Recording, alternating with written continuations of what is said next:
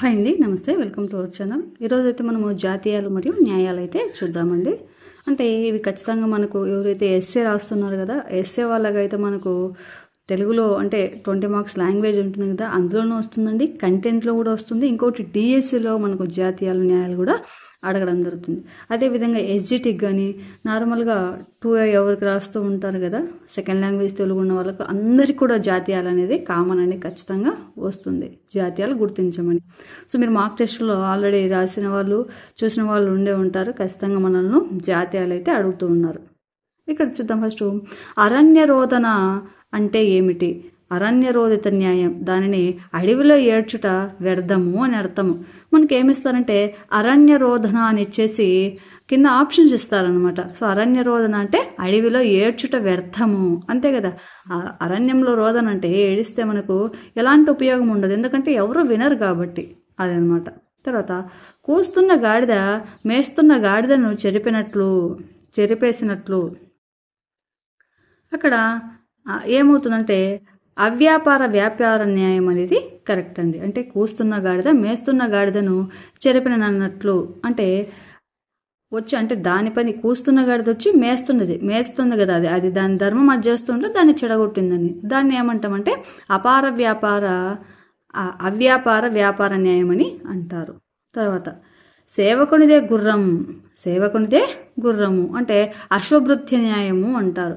మీకు గుర్రం అనగానే అశ్వం గుర్తొచ్చింది కదా, సో ఇలాంటి మీకు కొంచెం రిలేటెడ్గా ఉండేటైతే బాగా గుర్తించవచ్చండి. తర్వాత వచ్చేసి రోలుపోయి మధ్యలతో మొరపెట్టుకున్నట్లు ఏమవుతుంది న్యాయం అంటే ఉలూకల మండ న్యాయము అవుతుందన్నమాట. తర్వాత గుణవంతుడకు కుమారుడు ఒక్కడే చాలును అంటే సర్వగుణాలు కలిగిన మంచి కుమారుడు ఒక్కడే చాలు. కౌరవులు కదా 100 మంది ఉండి తన తండ్రికి ఎలాంటి న్యాయం చేయలేకపోయింది కదా, ఏ గతి పట్టింది. అలాగా ఒక్క కొడుకు ఉన్నా కూడా గుణవంతుడు చాలు అంటే ఏకపుత్ర న్యాయం అనేది కరెక్ట్. ఇది కనుక్కోవచ్చు అనమాట. ఇక్కడ కుమారుడు ఒక్కడంటే కానీ మనకు ఏక అనేది గుర్తొస్తుంది, ఏకపుత్ర న్యాయం అనేది పెట్టచ్చు. తర్వాత ముళ్ళు తీసుకొనుటకు ముళ్ళే తగునట్లు కంటక న్యాయం. ముళ్ళు అంటే కంటకము అని అర్థం. ఇది ఈజీగా తెలిసిన వాళ్ళు తెలుగు వాళ్ళు అయితే గుర్తించవచ్చు. సో నాన్ తెలుగు వాళ్ళు అయితే మనకు సెకండ్ లాంగ్వేజ్ తెలుగు ఎలాగో ఉంటుంది కాబట్టి కొంచెం గుర్తుంచుకోండి. ఇవి ఖచ్చితంగా ఒకసారి చూసుకోండి, ఎగ్జామ్కి వెళ్ళే ముందు మనకు చాలా బాగా ఉపయోగపడతాయి. ముళ్ళు తీసుకొనుటకు ముళ్ళే తగునట్లు అంటే కంటక న్యాయం అనేది కరెక్ట్. తర్వాత అరటి ఆకు అరటి ఆకుపై పడిన ఆకుకే ప్రమాదం. ముళ్ళు అరిటాకుపై పడిన ఆకుకే ప్రమాదం. ఇది కందలి కంటక న్యాయము. కందలి అంటే అరటి అని, కంటకం అంటే ముళ్ళు అనేది మనం ఆల్రెడీ చూసాం ఇక్కడ. కాబట్టి అరటి ఆకు ముళ్ళు అరటి ఆకుపై పడిన ఆకుకే ప్రమాదం అనేది కందలి కంటక న్యాయం అనేది కరెక్ట్ అండి. తర్వాత ఏనుగు మింగిన వెలగపండు లాగున అంటే కరకపిత్త న్యాయము. కరి అంటే మీకు ఆల్రెడీ తెలుసు, కరి అంటే ఏనుగు అనేది. సో అట్లా కొన్ని లాజిక్గా ఉపయోగించి మనము రాయొచ్చండి, కొన్ని అయితే ఖచ్చితంగా గుర్తుంచుకోవాలి. తర్వాత కాకి ముక్కున దొండపండు కట్టినట్టు కాకత్రోటి బింబ న్యాయము. కాకి అనేది కొంచెం రిలేటెడ్గా ఉన్నాయి కదా, అట్లా గుర్తుపెట్టుకోండి. కాకత్రోటి బింబ న్యాయము అని అంటారు. తర్వాత బావిలో కప్ప అంటే మండూకం అనేది, కాబట్టి కూపస్థ మండూక న్యాయం అనేది కరెక్ట్ అండి. బావిలో కప్ప అంటే కూపస్థ మండూక న్యాయం అనేది కరెక్ట్. తర్వాత గాడిదకేమి తెలుసు గంధప్పొడి వాసన. మనము వాడుతూ ఉంటాం కదా, ఈ జాతీయాలన్నీ మనం రోజు వాడుతుండేవండి. గాడిదకేమి తెలుసు గంధపు పొడి వాసన అంటే గార్ధబం అంటే గార్ధబ చందన న్యాయము. చందనము అంటే ఇక్కడ గంధము అని అర్థం. తర్వాత బెల్లం కొట్టిన రాయి అన్నట్లు అంటే గుడోపల న్యాయము. ఇది 2021 టెట్లో వచ్చాయి. ఇవన్నీ కొన్ని చాలా వరకు మనకు టెట్లో వచ్చిన బిట్లేనండి, మనకు 8th క్లాస్ టెక్స్ట్ బుక్లు అయితే లభిస్తాయి ఇవన్నీ. బెల్లం కొట్టిన రాయి అన్నట్లుంటే గుడోపల న్యాయము. తర్వాత ఈ ఊరికి ఆ ఊరెంత దూరమో ఆ ఊరికి ఈ ఊరు అంతే దూరం అన్నట్టు అంటే గ్రామ దూర న్యాయము. ఇది ఈజీగా కనిపెట్టచ్చు. కానీ చూడండి ఇలాంటి ఈజీగా ఇవ్వరండి. అంటే ఎవరైతే సెకండ్ లాంగ్వేజ్ తెలుగు ఉండి కంటెంట్ ఉండే వాళ్ళకైతే ఇంత ఈజీ అయితే ఇవ్వరు. సో ఇలాంటివి అడుగుతారు. ఎవరికైతే సెకండ్ లాంగ్వేజ్ తెలుగు ఉండి వాళ్ళకి కంటెంట్ వేరే సబ్జెక్ట్ ఉన్న వాళ్ళు కొంచెం ఈజీగా అయితే ఇస్తారండి, గమనించగలరు. తర్వాత నమిలిన దానినే మరలా నములుట ఏమవుతుంది? నమిలిన దానినే మరలా నములుట అంటే చర్విత చర్వణ న్యాయము. చర్విత చర్వణ న్యాయము. చర్వితం అంటే నమలమని. తర్వాత పులిని చూచి నక్క వాత పెట్టుకున్నట్లు. పులిని చూచి నక్క వాత పెట్టుకున్నట్లు. చిత్రకాంగ జంబుక న్యాయం. జంబుకం అంటే నక్క అన్నమాట అక్కడ. తర్వాత కడవంత గుమ్మడికాయ కత్తిపీటకు లోకు ఉన్నట్లు. కడవంత గుమ్మడికాయ కత్తిపీటకు లోకు ఉన్నట్లు అంటే చురిక కుష్మాండక న్యాయము.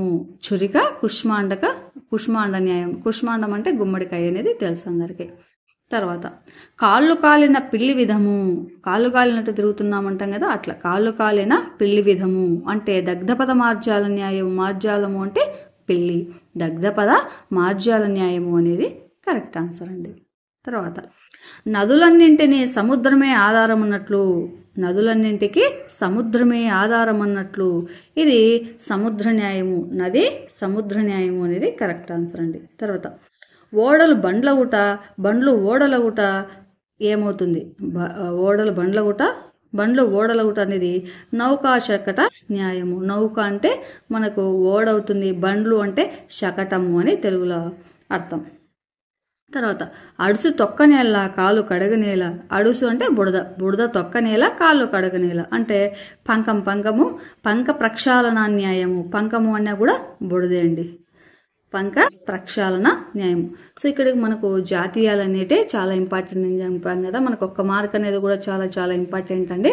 మనకు టెట్లో ఆల్రెడీ నేను తెలుగుకు సంబంధించిన ఏదైతే మాక్ టెస్ట్ ఉందో అది ఆల్రెడీ చెప్పానండి. అందులో బై మిస్టేక్ ఒకటైతే జరిగింది. ఏంటంటే అది ఇట్లా వాయిస్ ఓవర్ ఇచ్చుకోవడంలో అక్కడ ఉండే చూసి చెప్పేశాను ఆల్రెడీ. అది ఏంటంటే థర్డ్ బిట్ వచ్చేసి మనకు మేనత్త ప్లస్ మేనయత్త అనేది వైకల్పికమేనండి. అది తెలుసు, మీరు ఆల్రెడీ చూసే ఉంటే, నా ముందు వీడియోస్ చూసే ఉంటే నేను పర్ఫెక్ట్గా అన్నీ చెప్పాను.